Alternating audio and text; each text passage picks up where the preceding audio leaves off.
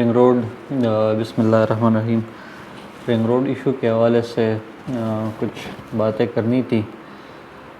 जिस तरह दुनिया को कोरोना वायरस ने अपने लपेट में लिया है और हर कंट्री के एक बुरे हालात चल रहे हैं, इसी तरह ये रिंग रोड के स्कैंडल ने बहुत सारी सोसाइटीज़ को अपने लपेट में लिया है। रोज़ एक नई न्यूज़ आती है।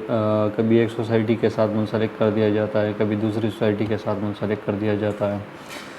तो बेसिकली अगर देखा जाए तो उसमें तकरीबन कोई 6 से 7 सोसाइटीज़ के नाम हैं जिसको टारगेट किया गया है और कहा जा रहा है कि इन्होंने इसमें जो है वो अलाइनमेंट में कुछ चेंजेस किए, जिसमें सबसे ज़्यादा नोवा सिटी का नाम आ रहा है और साथ में टॉप सिटी का नाम आ रहा है।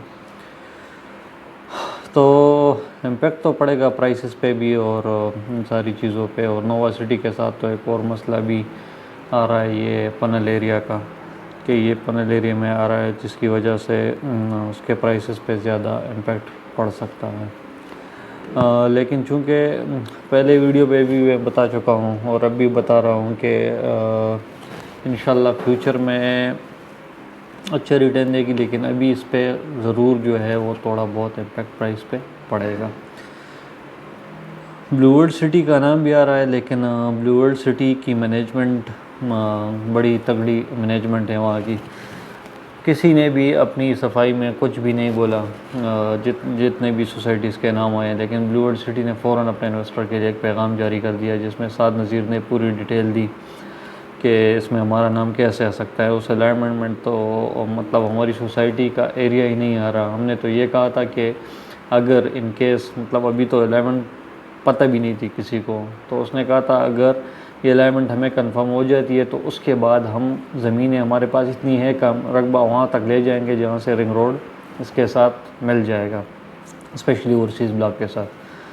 तो अभी तक तो कोई अलाइनमेंट दी नहीं, तो उसमें ब्लू वर्ल्ड का नाम जो है वो समझ से बाहर है। और अभी जो रिपोर्ट आई है, अभी इसी वक्त मैंने देखी है, तो उसमें वो ब्लू वर्ल्ड का नाम नहीं है और वो उसको निकाल दिया गया है।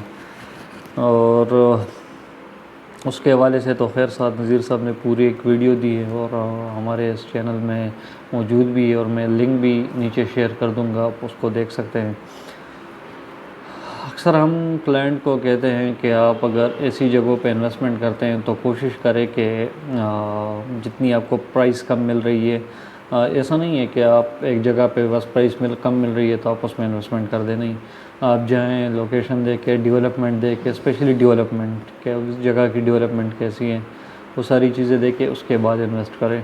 अगर हम ब्लू वर्ल्ड सिटी को देखें तो उसमें सबसे कम प्राइसेस आपको मिल रहे हैं। आजकल एक गाँव की ज़मीन की अगर हम बात करें तो वो अगर 10 मरले की ज़मीन है तो मिनिमम 15 से 18 लाख रुपए तक उसकी प्राइस होती ही है।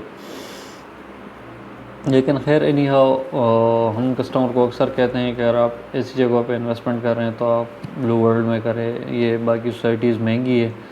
लेकिन खैर हर कोई जो है वो डिसीजन ले सकता है, उसकी पेमेंट है और वो इन्वेस्ट कर रहा है तो टोटली उस पर डिपेंड करता है उसके डिसीजन पे। तो लोगों ने नोवा सिटी में बहुत ज़्यादा इन्वेस्टमेंट की, लाइफ रेजिडेंशिया में बहुत ज़्यादा इन्वेस्टमेंट की। अब वो सारे परेशान हैं। नोवा सिटी के हवाले से तो लोग बहुत ज़्यादा परेशान हैं, क्योंकि उसने थोड़े ही वक्त में अपने इन्वेस्टरों को कुछ थोड़ा फ़ायदा दिया, जिसकी वजह से लोगों ने बहुत ज़्यादा इन्वेस्टमेंट की। और अब लोग शॉर्ट टर्म के चक्कर में हैं, लेकिन अब मुझे नहीं लगता कि ये साल 2 साल में आपको कोई रिटर्न देगा।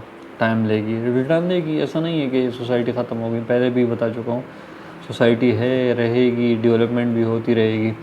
लेकिन ये है कि जिस तरह इन्होंने शॉर्ट टर्म में अभी फ़ायदा दिया है, तो इस तरह दोबारा अभी मुश्किल है, क्योंकि अभी तो एक कॉन्फ्लिक्ट चल रहा है। कॉन्फ्लिक्ट ख़त्म होगा तो उसके बाद कुछ चीज़ें जो है वो सामने आ जाएंगी और फिर देखा जाएगा कि क्या हो रहा है। तो अक्सर आप लोग जो है वो जितने भी हमारे इन्वेस्टर हजरात हैं या जो लोकेलिटीज़ वाले हैं, या तो एक ऐसे बंदे से मशवरा कर देते हैं जो मतलब प्रॉपर्टी के हवाले से उसकी नॉलेज नहीं होती, या फिर वो ख़ुद से डिसीजन ले लेते हैं। तो डिसीजन अच्छी बात है, आपकी इन्वेस्टमेंट है, आप ख़ुद डिसीजन लेंगे, लेकिन कोशिश करें कि किसी न किसी से कंसल्ट ज़रूर करें, किसी अच्छे प्रॉपर्टी डीलर से या किसी अच्छे जानने वाले से जो रियल एस्टेट के हवाले से इंफॉर्मेशन रखता हो, उससे डिस्कस कर लें उससे ये होगा कि शायद थोड़े सा रिस्क कम हो जाए। रिस्क है, हम पहले भी बता चुके हैं, ये बिज़नेस है और अगर आप किसी चीज़ में इन्वेस्टमेंट कर रहे हैं तो वो रिस्क फैक्टर उसमें होता है। जैसे अब नोवा सिटी में लोग कह रहे हैं कोई रिस्क नहीं है, ये हो गया वो हो गया, सबसे बड़ा रिस्क अभी वही बना हुआ है। तो सारी चीज़ों को सामने रखते हुए आप एक डिसीजन लें, उसके बाद इंशाल्लाह जो भी होगा अल्लाह की तरफ से उसमें बेहतरी होगी और इंशाल्लाह उम्मीद है कि ये नोवा सिटी का मसला हल हो जाएगा, बल्कि जितनी भी सोसाइटीज़ है उसका मसला हल हो जाएगा और रिंग रोड जो है इंशाल्लाह इसी साल में